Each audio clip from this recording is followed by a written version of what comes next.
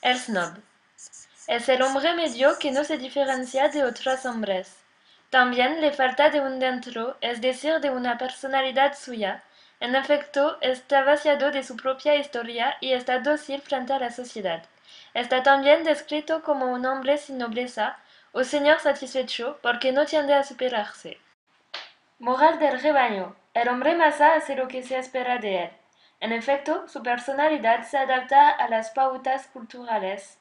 Podemos decir que se somete a la comunidad y le gusta estar domesticado.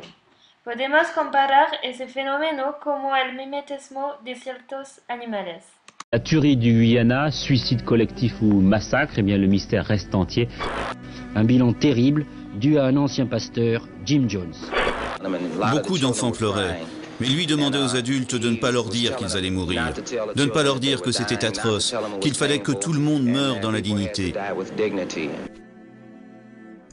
Contario mental. Dentro de un grupo podemos ver que los sentimientos y los actos se van contagiando en los otros individuos, hasta el punto que el hombre se dedica al interés colectivo, que es determinado por el líder. Eso entrena la galvanización y magnetización, como se ha visto en la historia con el fanatismo delante ciertos líderes.